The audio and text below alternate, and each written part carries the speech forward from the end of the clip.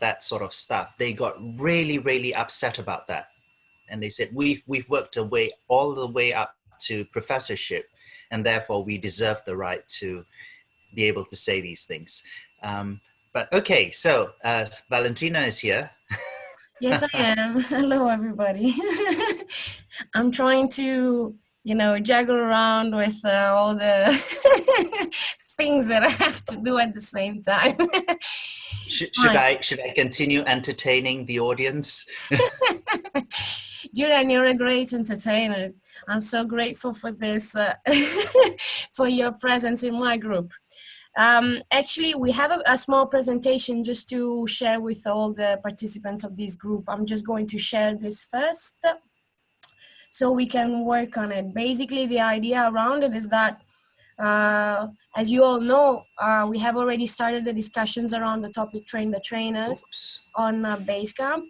And then now we're just moving to the next. Lost Valentina. Yeah, you have lost me? You disappeared for a while, or you froze for a while. I was talking good things about you, Julian. I'm sorry. Thank God for that. I was saying that we have a presentation to share with all of you to set the basis of our joint discussion at this very time. A little bit of context. I see some of you have already joined the discussion on Basecamp. I invite all of you after this meeting today to continue discussing and debating in the Basecamp platform. I saw that Manus just joined in the past few days because I saw your name in the list. Anyway, with this presentation, we just want to share with you and show you the main bullet points of the challenges that we have already identified in the group in our previous debate and that emerged in our discussions until now in the Peer Learning Club number 4, Train the Trainers. And we want to transition those challenges and try to find, together with all of you now, strategies that we can plan and then eventually implement to overcome those challenges. So this is what the presentation is about. Now, Julian, if you want, you can, I can share my screen and you can just, yes. Okay. Can you see my screen at this point? Yeah, certainly. Okay, so Train the Trainers is PLC number 4. These are the priorities and challenges that we have identified until now, Julian. Fantastic. So I think this sort of is covered in that little video that I presented earlier. So we know that the traditional role of teachers and trainers has changed, and particularly this year due to COVID-19 and social distancing and all the challenges around that. So the teachers and trainers are now having to be forced to deliver online learning, even if they don't have the right methodologies, the psychology behind it, et cetera, et cetera. So this is quite interesting for the world right now.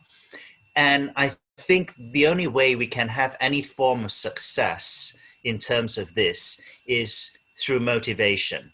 Because if you are not motivated to do it, it's a big problem. I was talking to the head of a program in the university in the Philippines yesterday, and she was saying she's had non-stop teachers coming into her office crying their eyes out because they've been forced to provide all this online learning and they have no idea how to begin. They don't have any clues technologically how to make it work, etc., etc. So, but basically the university has told all the teachers, if you're not willing to do it online, then you're out of a job. So talk about that as a form of motivation. Yes, it's a motivational tool, but probably not a very effective one. So at the moment, a lot of train-the-trainer programs have focused on emerging skills and new technologies. Again, I think we need to look at how we can scaffold the learning of these trainers and also build into the programs ways forward. So these are our 3 priorities and challenges for PLC4. Okay. Any questions so far? No? No. Okay. There's some more. We've also got to make sure that policy fits in with what we want. And sometimes, as I just gave you in the example of the Filipino university, they just said, this is the way you're going to do it. And they didn't provide the support to the teachers. So you can't really expect the teachers to be upgraded and upskilled if you just insist they do it without giving them the adequate background. And what is also interesting now is we have to find new ways to engage with our students. And that also includes the trainees, the students of teacher training. So if you're going to be doing this training online in a very different manner, how do you keep them interested? One of the things that I did a couple of years ago was I signed up for a course on Coursera. I'm sure you've heard of Coursera. And the first video that we were forced to watch was 10 minutes of the instructor justifying why she was qualified to teach us. So it was basically a 10-minute brag session. And after 2 minutes of that, I just went away and I decided to make a cup of tea. Then I decided to do something else. And so that was not really engaging with me. I waited till the video finished playing so I could click next. So how do we keep our students and trainees engaged? That's a key challenge for us. And then we've got the reinforcement of the dual system and business education partnership, because businesses are crying out for graduates that are capable.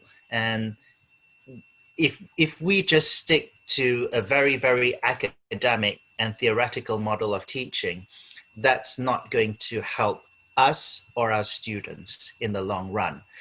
So coming back again to the issue of motivation, you can see this issue crops up all the time, because you have to have motivated teachers who are skilled enough to create an effective learning environment in the right conditions.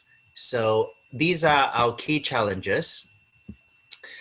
And what we have to do today is to look at the best strategies for overcoming the challenges that are proposed. So I would suggest that we choose some key points to address. Does anybody have any particular ideas about which ones they would consider the most important out of the challenges we've listed so far?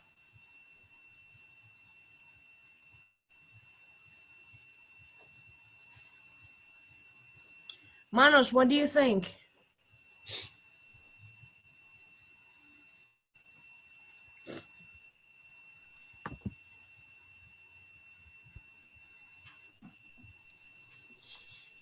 Yes, can you hear me now? Yeah, now it's Good. Did you hear what we said? Of course. I just, from time to time, I have some problems with the camera, but I can hear perfectly. First of all, I liked very much the video that Julian made. And I like very much all this approach from pedagogy to andragogy. It is, I think it makes a very good sense. I perfectly understand all this transition from the one concept to another, because as you know, Julian, these are Greek words, so I have a better understanding of what exactly means. I also agree with the priorities, and I had in mind also to give you an example of a project that we implement currently, started some months ago, which has to do how to improve the situation and the conditions of the trainers in order to move forward to this new era, as it is also transformed with the coronavirus situation.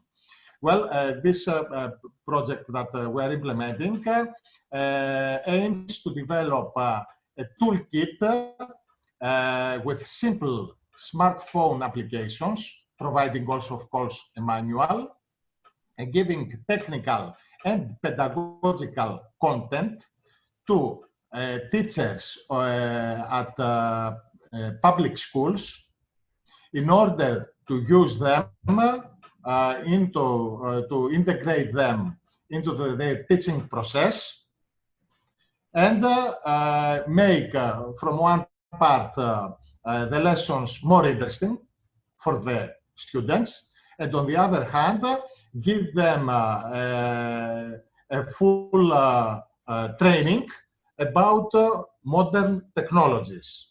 And I think this example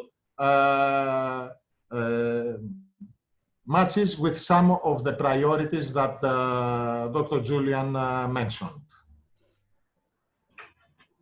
Okay, so as we have to write down some keywords about what Manos thinks are the strategies to overcome those challenges, what would you say, Manos, in the end? Integration of new technologies,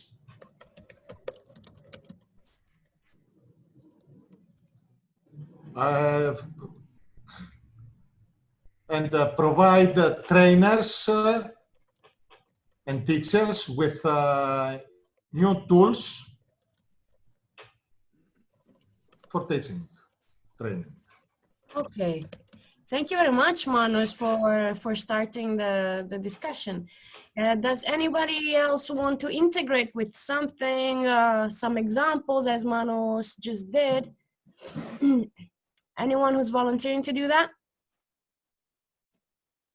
Can I also just add to that and say, rather than just integration only, I think we also need to consider access to and integration of new technologies, because not everybody has access to, and particularly in the case of the Philippines, where some of the students are very poor, so they don't even have, you know, the computers or smartphones, or they live in remote areas. And so this is in some cases of Romania where I've been to, this was a problem as well, access to technologies.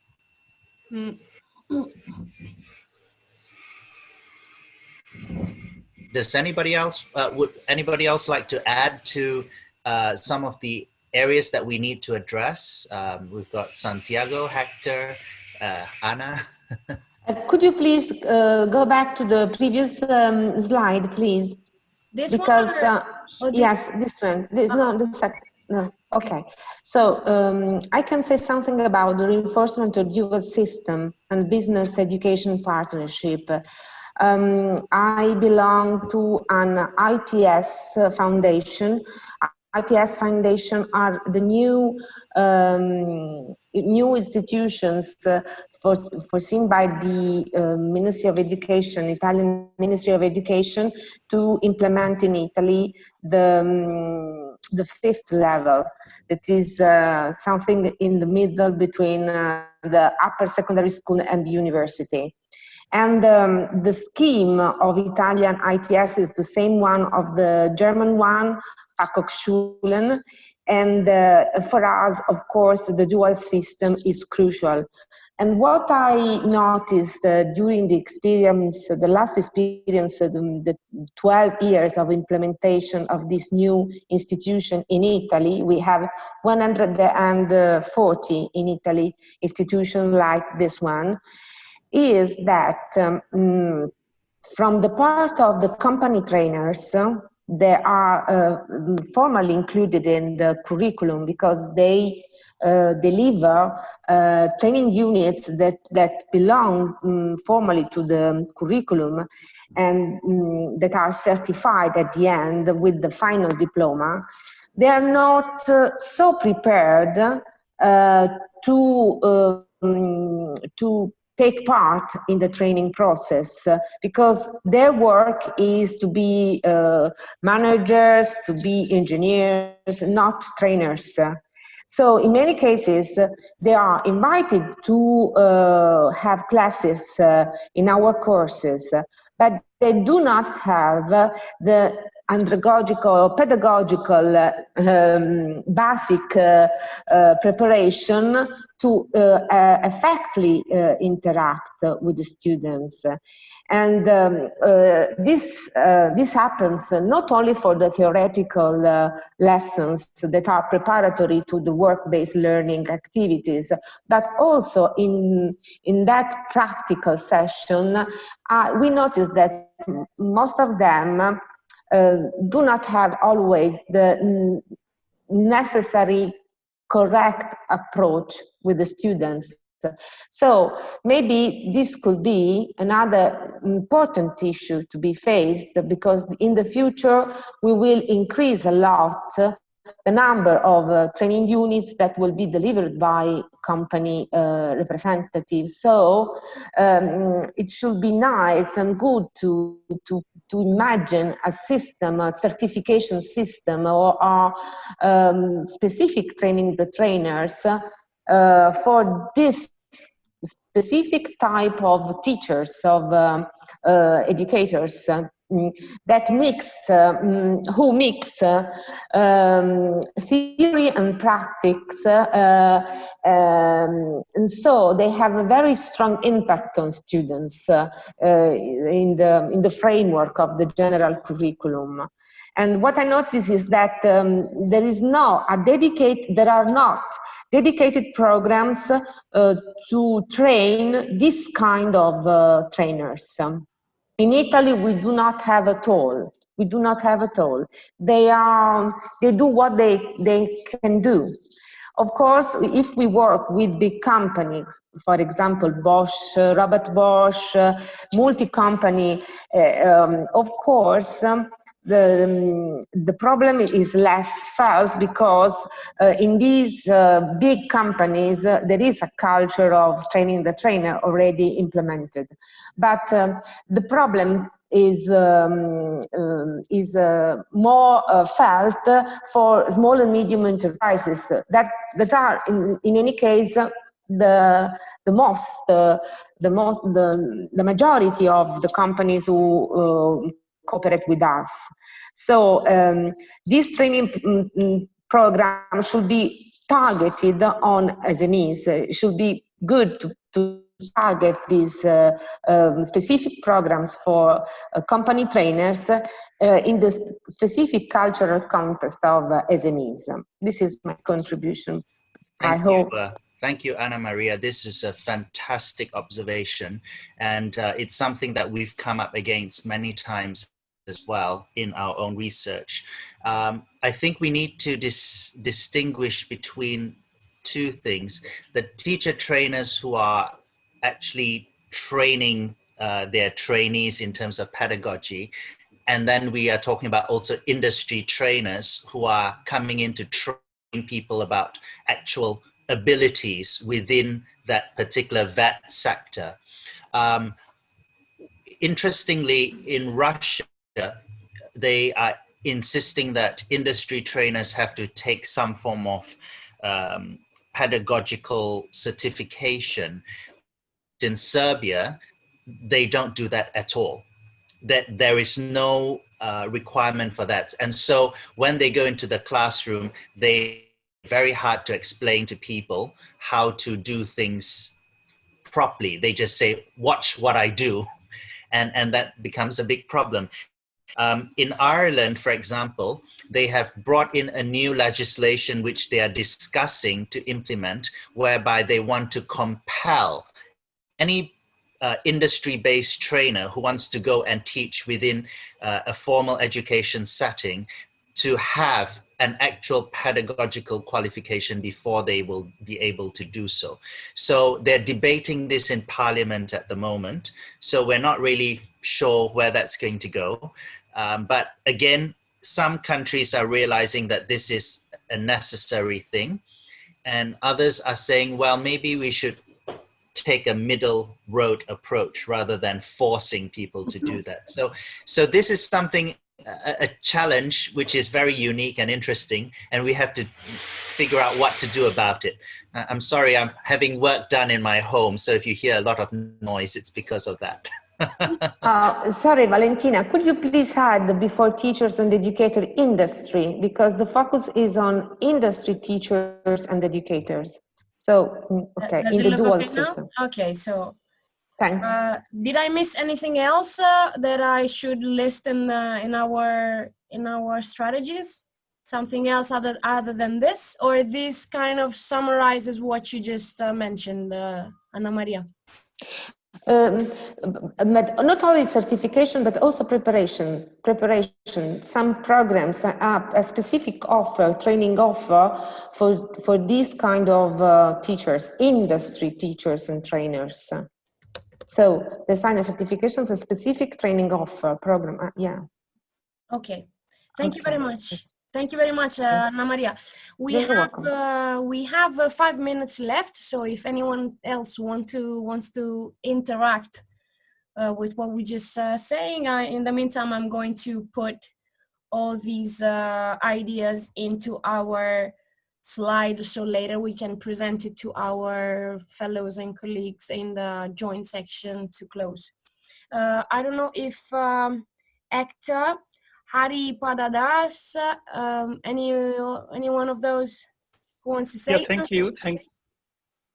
Thank you. Hello, Very sir. nice presentation, nice discussion. Thank you, everybody, for this illuminating discussions. But I was thinking this certification that Anna Maria mentioned about this industry trainers, but with this changing situation for the classroom teachers, certification for adaptation of this new technology or teaching andragogy that Julian mentioned, I think that is also necessary, because many of the teachers, maybe due to access to equipment, due to lack of training, I think they may not have that expertise or competence to use those new methods due to this situation, evolved situation due to COVID.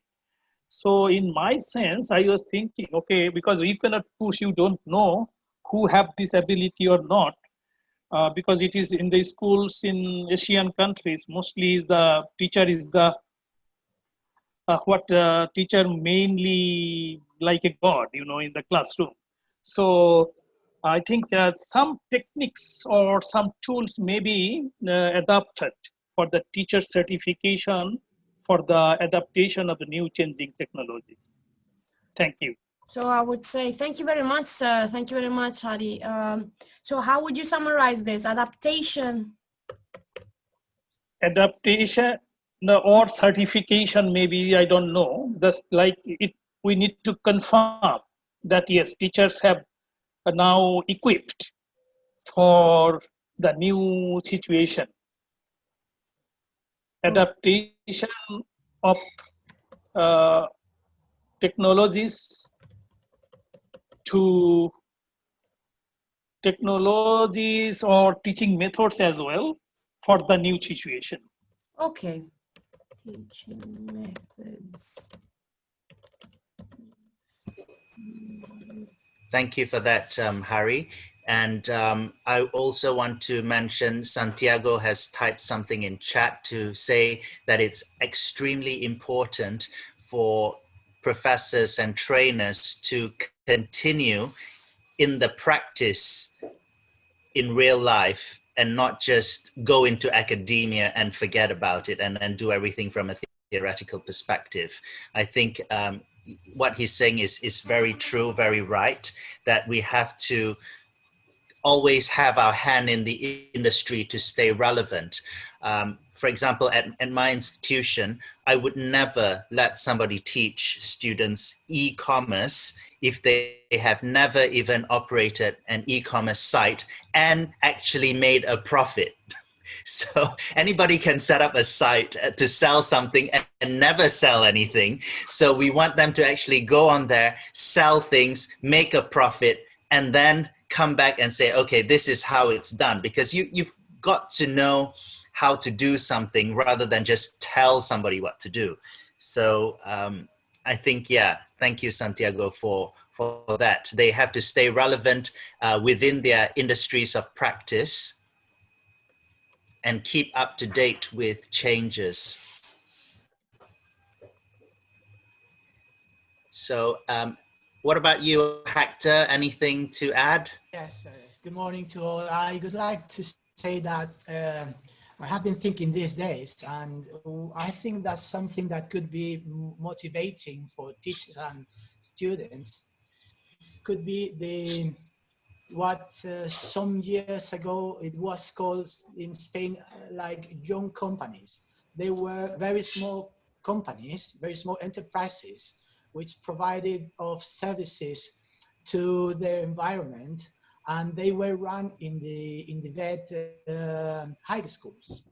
So teachers collaborating with students, for instance, repairing cars in a not in a dumping way of competence. I think that could be motivating, I think. So, sorry, am I okay?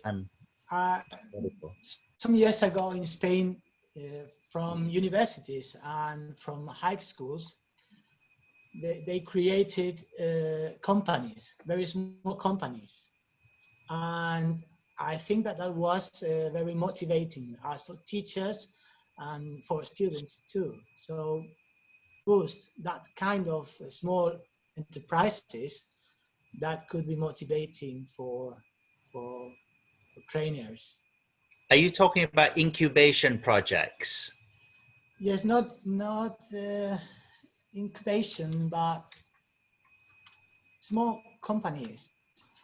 In Spain, you can go to have a haircut in a high school where future hairdressers are learning, and you can have it for a very low rate, a very low price.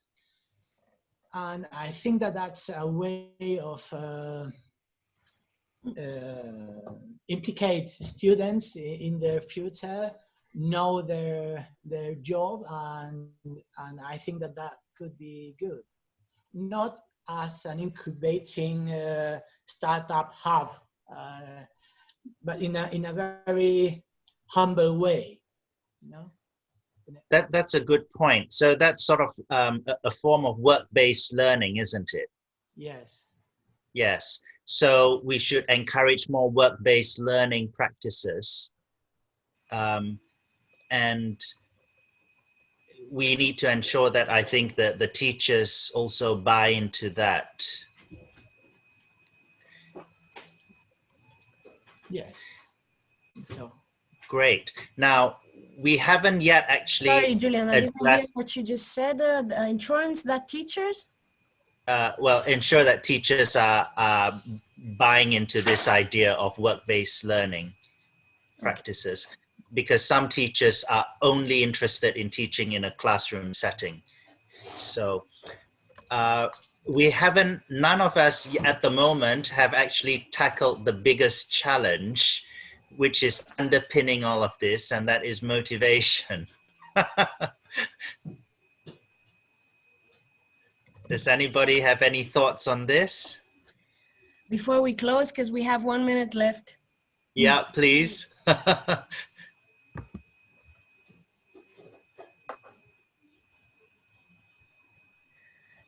Julian, I'm sorry. This motivation topic is not really... Nobody's motivated to answer. Okay. Okay. It is not so clear to me, to tell the truth, the issue of motivation, because motivation, by your point of view, is to do something that it is their profession, in other words. So if you mean to keep in it is not so clear to me, the issue of motivation. Why you are underlying this aspect? Because when you are expecting teachers or anybody to change their practices or their habits, you have to give them a good reason to do so. And if the reason is not compelling enough, then they're not going to change. They may do it on the surface, but they may not do a good job. Sorry, they're drilling stuff. So what I'm saying is this is also related to andragogy, because as adults, we will only learn what we want to learn, not what somebody tells us to learn, because we form our own ideas about things.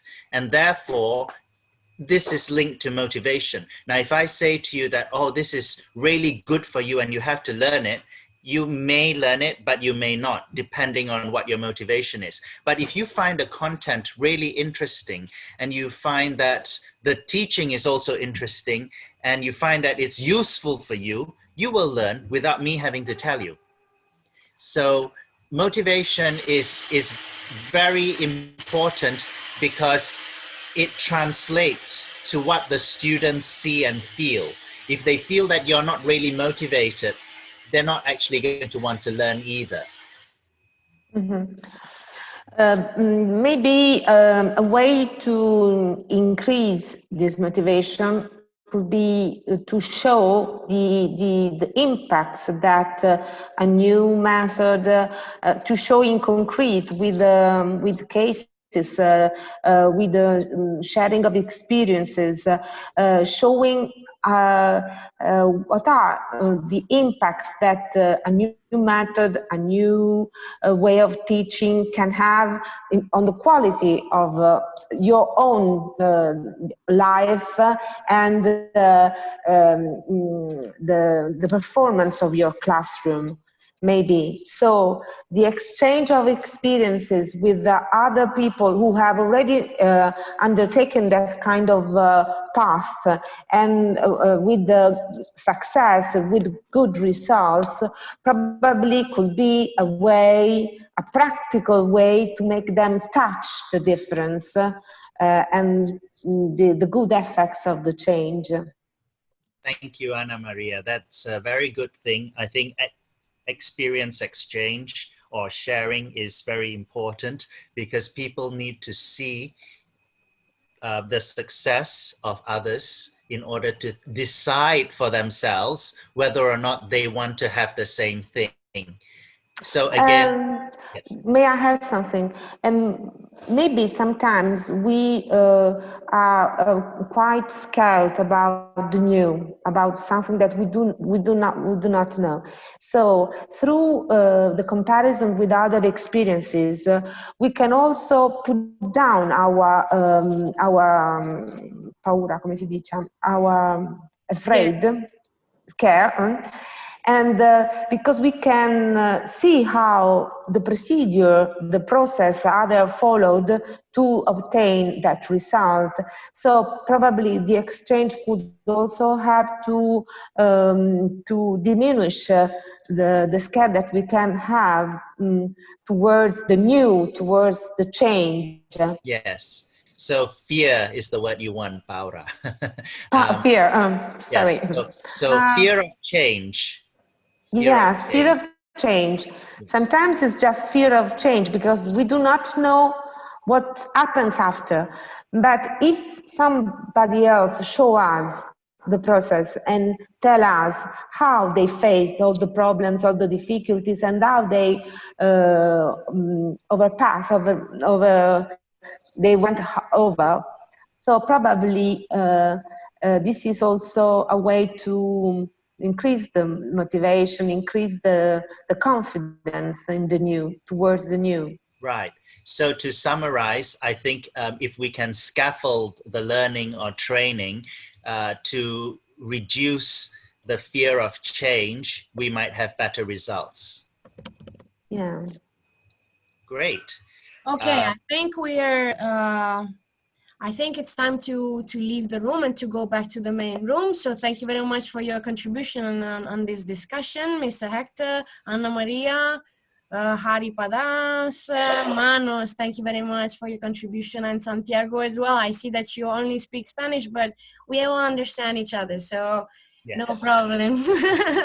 So I'll close all the rooms and I'll see you all in the main room where Julian will be our representative, our coordinator in the presentation of these few bullet points of strategies that we just identified. Thank you very much. Thank you, Thank everybody. you. Thank you.